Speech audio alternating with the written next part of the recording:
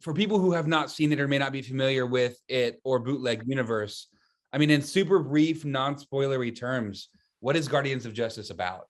It's on the surface, it's a deconstruction of superheroes told in a mixed medium format. So in any given scene or sequence, you'll kind of oscillate between live action, 2D animation, 3D animation, claymation, pixel art, stop motion. And within the vertical of each of those mediums, especially 2D animation, I weave in and out of a plethora of different styles and influences. So here's the thing. So it's very seamless though. Like, you're jumping from, especially in the first episode, you're jumping from, 3D to 2D to live action in seconds. And was that difficult to achieve that? Or did it kind of happen? Was it something that you guys had to be extra careful about in the editing room and stuff like that? This is how my mind works, or rather, this is how my memories work. Exactly. So when you watch the show, you're really just like kind of jacking into how my subconscious pieces together a kaleidoscope of sounds and images that become the narrative of my life and my memories. So kind of from that perspective, a lot of it was intuitive. Mm-hmm. And also, Hayden, how would you describe the show?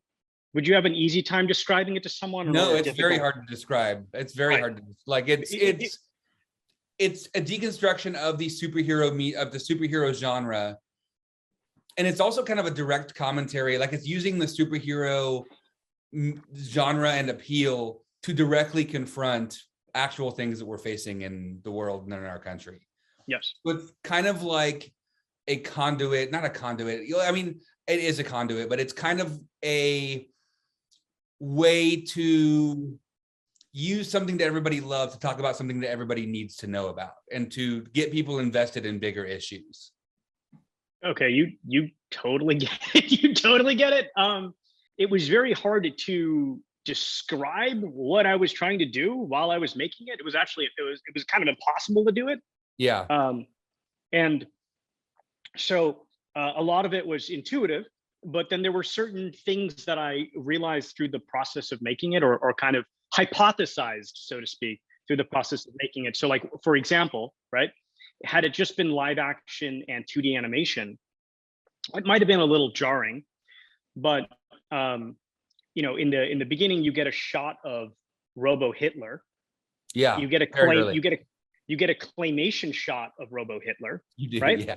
Okay, so claymation is interesting because it's technically animation, but it's also live action because it's real and it's photographed just like live action, right? Right. Mm-hmm. So the moment you see that, it kind of allows a seamless transition from live action to, what is this? Is this animated? Is it real? Is it stop motion? Into animation. So that so claymation ended up being the glue that kind of ties a lot of this together. That I didn't realize that, but it makes complete sense how that would be the middle point between animation and live action to help smooth out that transition. Yeah. My next question actually really fits into this very nicely, but it plays with a lot of different mediums and styles, mm-hmm. visually, and just the whole aesthetic is a patchwork of really, really different styles and ideas that come together pretty beautifully. Why was it so important to you to do it this way? I go back to what I said earlier, which is this is how my mind processes information. Yeah. So when I look back at high school, for instance, it's not like I'm seeing live action, having live action memories. There are moments that felt super cartoony, kind of like Looney Tunes. There are moments that felt kind of more film noir. There are moments that felt almost like a dance number. Right. So this was my attempt to really express how my mind processes information, and also, to that effect, I love cartoons. I love Saturday morning cartoons. I don't understand why they stopped making Saturday morning cartoons. You know, once you got to a certain age, it was like, well, you're now supposed to graduate out of Saturday morning Yeah, cartoons, and who like really normal, did though? right? So so I was trying to make a Saturday morning cartoon. Right. That was the goal here, the attempt, so to speak. So like even on a performance basis for the live action stuff, it was intentionally getting the actors to go a little bigger, go a little louder, you know, kind of to emulate so that it allowed the cross pollination between the cartoons and the live action to work. Because right, well, because you know, animation is an exaggeration of real things, right, and it bends and distorts things. Yeah, I really like what you said about it kind of just honoring the way that your brain works. And my brain, you know, in my family, we call it the cartoon brain. You know, like when somebody mentions something, we're like, oh, I imagine that as a cartoon, and it makes us laugh. So our brains and our memories kind of naturally medium hop, right? Between styles, and without us really being aware of it initially. Mm-hmm. Yeah. And I think this is a really cool organic way to honor that. And then during the process of making it, because I know this has been in the works for a long time, how did it evolve from what you originally envisioned to what viewers will see? It's not so much that it evolved. I evolved in that I realized how bad of a communicator I was, and, and I had to become like better at communicating. You know, like I'm not like from here. I'm not from America. I had to like learn things, and then all of a sudden I would say things to people like, "What if it's a dragon from the '80s?" And everyone would be like, "This isn't a real example. I'm saying it hypothetically." Like, I mean, that makes complete sense to me. Yeah, makes sense to you because you've got the cartoon brain, right? But then, yeah. But then I realized, like, okay, I got to get hyper specific here. Otherwise, so okay, what do I mean by the '80s? So maybe what I mean is, okay, take a dragon, throw an '80s VHS filter over it, have it be kind of a scaly Lord of the Rings photorealistic looking dragon, but take the eyes and make them big so they feel like Pixar eyes. And then when you do the color pass on the dragon's skin, make it like green so it feels a little bit like a '80s Saturday morning cartoon. Yeah, like a sickly green kind of thing. Yeah. Right, exactly. You know, like toxic green. So to that effect, this was my original intent, my original vision. It was so difficult to convey that because, again, and it just kind of asks more and more questions. It's like, well, how do you know that this and this is going to cut together? And then what is the language? Like, why does it go to pixel art? And then why all of a sudden, so then why are you using like paper cutouts that are like photographed paper cutouts, like old school South Park? Like, what is the intentionality there? Right. And yeah. And there's a language. Go ahead. Sorry, go ahead. No, you go ahead. You go ahead, buddy. Oh, I was just saying that, like, what I'm hearing you say is that it's not that the project evolved, it's that your way of telling it evolved. It's like your way, like you almost kind of had to rise to meet the way it needed to be told. Exactly. Which is, yeah. So that's all. Yeah, exactly. No, you hit the nail on the head, right? And it just came down to like communication skills, you know, describing, being good at this all the time. We're all learning communication skills all the time. The pandemic has not helped us and done us any favors in that sense, like, you know, any of us. Right.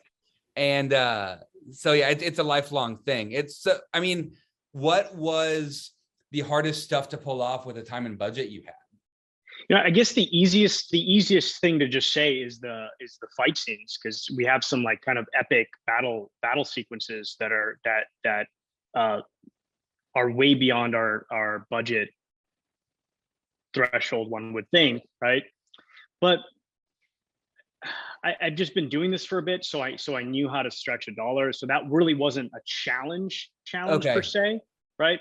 But yeah, I mean, but it added like kind of layers of complexity when you're like, okay, yeah, there's gonna be this fight scene, and then I'm like, do I tell everyone that he's actually gonna have a cartoon spider on his back and punching everyone, or like Are they gonna all just think I've completely lost my mind? So it was knowing also like when not to communicate, right? Yeah. And like, so when you're like directing the actors, you want them to go really big. You want them to go really big, right? Because it's like, otherwise, if you go too subtle with it, it won't cut with the cartoons Agreed. eventually. Yeah. But like, I don't want to tell them that, because then all of a sudden, the actors will be like self-censoring and like, also, um, the whole time I was making a dark comedy, because the show is ultimately a dark comedy. I don't know if Yeah. you would agree with it. It's a dark comedy. It has Um, elements of it. Yeah, definitely. Absolutely. um, and that there's like a meta joke of the show. Oh, it's very self-aware. Yeah. Right. But the moment you say comedy to an actor or to the thing, then all of a sudden there's like a self-policing that starts happening.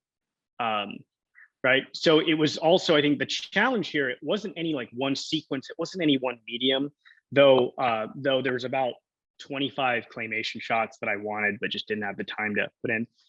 But it wasn't, the challenge was knowing then, okay, what to communicate when. Once I like realized, okay, get better at communicating, Addy, then it was knowing when to communicate, what to communicate when. Right. So speaking of, I'm going to kind of zero in on some characters that I saw that are introduced in the first and that are pivotal to the series. I wanted to talk a bit about Marvelous Man. I think he was really interesting to me because he's essentially Superman with severe PTSD and depression. Honestly, like he feels guilty about sleeping because when he's sleeping, people are dying. Like that's the kind of level of like survivor's guilt that he's dealing with. Yes. And I think this goes a long way in humanizing him, as well as in acknowledging that this world right now can really feel like a hopeless, emotionally desolate place. I mean, because there are some days where it's just crushing. You wake up and you're like, things suck right now. Like things are just not fun right now. And I think that's that's a validated, like it's a way of kind of validating and acknowledging that is a way people are feeling, especially right now. And so what, aside from that, I mean, were there any kinds of themes or ideas that his role in this story, you hope that it drives home? I mean, we could talk about Marvelous Man if you'd like, because I feel like there's a question there about Marvel, like where did that come from? There's absolutely. Yeah. I think that's what you're asking me. It is, yeah. Here's the thing. I've dealt with depression a few times in my life. Like once when I left college. Once when I was leaving college. I was so terrified of like entering the real world and being stuck behind a cubicle and just feeling alone, because I felt alone. I'm also like, I'm an immigrant and I felt like an outsider and like an alien for most of my life. And then around 2014, probably started earlier than 2014, but 2014, I really, really, really was not in a good place. And it made no sense. And here's the thing, it made no sense, right? Like career-wise, I was crushing it. Everything on paper was going really, really well, but I woke up every day and as you said, I felt hopeless. I felt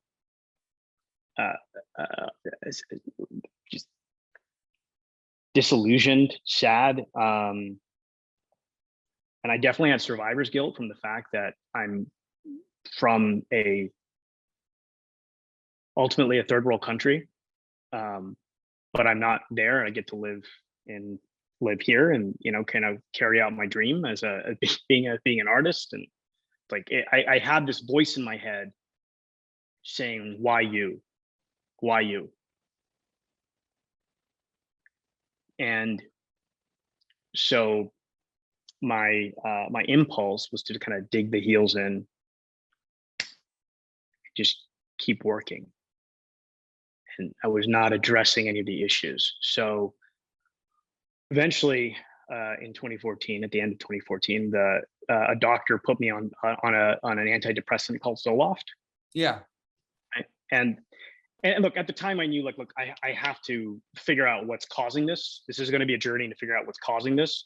But Zoloft was like a cheat code. The moment I had it, like probably like hours later, not even minutes, hours later, all of a sudden it felt like Wizard of Oz. Like colors all of a sudden were vibrant again, and all of a sudden, it felt like I was in a musical again.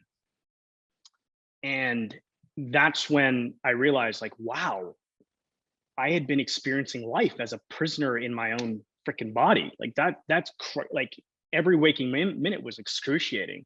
And that's where the Marvelous Man monologue came from. That's when the idea came to me for all of this. So that really resonates with me, because I also have really struggled with a lot of this stuff. I am also autistic, and so there is that I've got going on all the time. Yeah. And I also, like, I've been on and off antidepressants my whole life. I mean, that's kind of, so when I saw that, I could feel that there was something personal there, which is why I wanted to ask you, because I think that's, a lot of people feel like they can't get help, or they're afraid to ask for help. And, it can be a very isolating and crushing experience. And it's scary because, like you said, that the world kind of is flushed with color once you kind of get out of it. But when you're in it, you're numb, you're not, like, you feel like your emotions have been kind of dampened. Absolutely. And it's every day you wake up and you're just thinking, why, like, everything is going fine, more or less. So why do I feel this way? And so I wanted to speak to that, because 100%, yeah. And the pandemic has not made this any easier for a lot of people. It's and the other component to this, and I'm guessing, based off of what you told me about the cartoon brain, you experience experience what I'm about to say, or experience a version of what I'm about to say. There's something very overwhelming about how my mind processes information, because it's like a lot of information happening at the same time. Yeah. And when I had a harder time communicating back in the day, it was terrible, because I was like, there's so much happening and I don't know how to communicate it. And so I wanted to bring that kind of that chaotic energy to this story about a world in chaos. Right. Well, because it's a reflection of what's going on now. Like, a lot of people feel that way. And a lot of the stuff that's happening in the story is reflective of a lot of the panic that we're experiencing right now as a world and as a society. It's very resonant and relevant. And I also wanted kind of to discuss, more character names and what they may mean or reflect, or how they came about. Sure. I noticed that the president's name in the episode 1 is Nicholas Newcomb. And, I think that the show does an excellent job of staying critical of our country's attitudes and decisions, but still functioning really, really well as a piece of entertainment. I've always thought, as I prefer entertainment that on a surface level, it's extremely entertaining. And if you want to go deeper, you can. It's kind of like an optional profundity type of thing, where it's like, yeah, on a surface level, it's immensely enjoyable. And if you want to engage with it further, there's more beneath the surface for you to sink your teeth into. And I think that this is one of those things.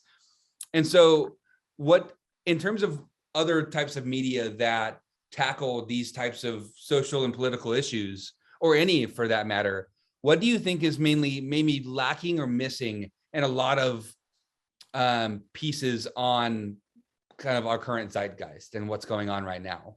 I don't think there's anything maybe lacking, because I feel like all artists are like effectively nodes. Yeah. We're just nodes of this giant amoeba that is entertainment. So I don't really feel critical about what anyone else is doing or putting out. And I've seen the pendulum kind of swing every which way. So I think that's cool. I guess what I find odd on a zeitgeist level is it seems like some people feel the need to have opinions on things. Like, why? Like, why? Yeah. You know what I mean? I don't have opinion. Like I'm not like trying to come up with my hot take on things. Uh, Yeah. especially, like, yeah, I just don't have opinions on things where I'm not some form of an expert. And I don't, and I also understand, and I get this from the perspective of, I'm not from any one place. I'm not from any one country. Having just kind of moved around and been in all these different places, you see that like life is very, very, very different, and people's points of view and perspectives and worldviews are very different depending on like who they are, where they are, socioeconomic factors, and we're all kind of not living in one cleanly defined reality. Mm-hmm. There's all these kind of sub realities going on. Yeah. Yeah. It's And very fluid. Yeah. it's very fluid. Yeah. So I don't have opinions on a lot of things because I'm like, I don't assume that my reality is the right one. Right. That's I love that. I think I think a lot of people kind of need to learn how to pick their battles a little bit better in that sense. Oh yeah. Like Sure. so kind of moving forward, when you were shopping this, or did you shop this around to other studios or streamers, or was Netflix kind of your chosen from the get-go? Netflix was, I was not shopped around. It was like, there was an specific executive at Netflix named Larry Tans, who was just, like I can't say enough good things about Larry Tans, or even to Larry Tans. Like I try to write him emails about how much I love and appreciate him, and I just don't have the vocabulary. This is where I need to get better at communicating. I don't have the correct vocabulary to express how much Larry Tans has done for me, both done for me professionally. But no, like it was just always Netflix. They believed in me enough to let me do this. Yeah. Well, and you this. have a really solid pre-existing relationship with them too, with between Castlevania and those other things, and Yeah. and Castlevania is great too. Just a side note, and also to your point about, I think you're a very good communicator. Just for the record, I think you're very good at it. I think that sometimes, like things are so overwhelming that it's like pick one, like pick one thing to say, because I've got 50 things to say at one time. Yeah, and then I haven't started talking yet. Just say something, Yeah. and you blurt something out. No, I again, this is something I had to work on. I feel like I'm much better today, but if you go back and watch like old interviews, I'm literally just staring. I'm just literally staring, and they're like, Addie, are you there? Are you there? And I'm like, Yeah. sup? Yeah. Right. It's it's something that a lot of it's like I said, it's a lifelong thing. And so honestly, on that same, this is kind of along the same thread, but when you're crafting stories and building characters, I mean, and this is something that I deal with as well. As writers, we see multiple creative routes stretching out in front of us. Like we're standing at a crossroads, and there's a bunch of different ways that we can move forward. Sure. And we can pick each path. And that path can be very, very different, or they can be the same. They can be kind of clumped together, but there's a multiple paths in front of us. And sometimes just picking a road can be really difficult, because it's like, I see value in this road, but this one looks really cool and fun, but which one is going to translate to a better story? And a lot of that is you have a little bit of faith in yourself and in the project. And a lot of it is like, what do I want to do with it? And what do I think people will enjoy? And so when you're choosing, I guess what I'm asking is, when you're choosing a path to your final product, what kinds of things do you ask yourself, and what elements do you consider? Well, I think so the first question is, what is this project in service of? Yeah. So if you're working with a pre-existing fan base, okay, well then are we servicing that fan base? And the answer is yes. Yeah. This project it is a personal project. At the end of the day, it is a art house personal project coming out of my soul, right? So this had to be authentic to that but again, not everything I do is that. And, you know, sometimes I zig when I want to zag, because I know, hey, zigging in this instance is going to service the end user. Yeah. The end user. I love I love using like computer tech terminology to describe some of this stuff. It's like funny because I read this interview where back in the day where Harrison Ford was talking about like his fans as his customers. Yeah. You know, and like people were really outraged, like he looks at us as customers. It's like, well, yeah, I mean, Harrison Ford is a construct of, you know, Harrison Ford is playing Harrison Ford in the you know, Air Force. In every movie, yeah, he's in. Yeah. It's like, right. So you are literally his customer. If you buy into that, it's a customer. So I feel like, you know, using words like that, even though it's like kind of like, why did you, you know, there's an authenticity to it. It gets your attention for sure. It's also like, and he's not wrong. That's technically correct. Very technical. Like, I think people just don't Absolutely. like the transactional nature of it, but it's like, it kind of is. I mean, we're, you know, like, he's not wrong. So 2 more questions for you, and then I gotta wrap up. But what is your dream project? Like, just anything. And this may be hard to answer because like that's like, I think maybe we should skip that, because I can give you an answer, but the answer is not one you're gonna like. So I'm just gonna say because every time I do something, it's a dream project, right? And I keep knocking it out. Like that's the best answer. Is it? Okay. That's the best answer. You're living your dream. I love that. Like that's right. like, that's fantastic. That's probably the best answer I've ever heard to that question.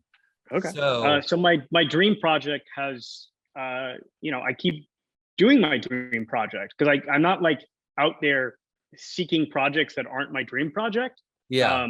You know, and look, when you have a dream, or at least I believe if you have a dream, you put it out in the universe, it comes back to you in some way, shape, or form. Agreed. Yeah. So, you know, I wanted to make a dark anime telling of like a video game.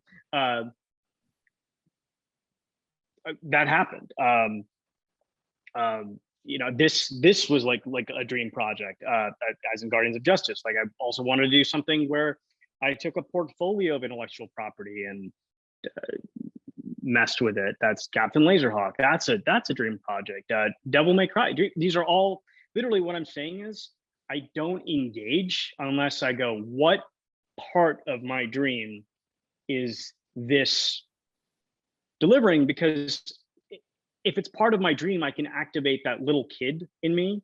Yeah. That just wanted to tell stories about these like things that the adults thought were weird. And if I can't bring that energy to it, then I'm being inauthentic. Yeah, I think that's a really good, like, I mean, like I said, that answer is fantastic. It's probably the best answer to that question, because it's you know, you're not taking projects that you're not fully invested in emotionally and, you know, mentally and everything. So that's it. That's all I got for you, Addy. Thank you so much. Hayden, such a pleasure to talk to you again.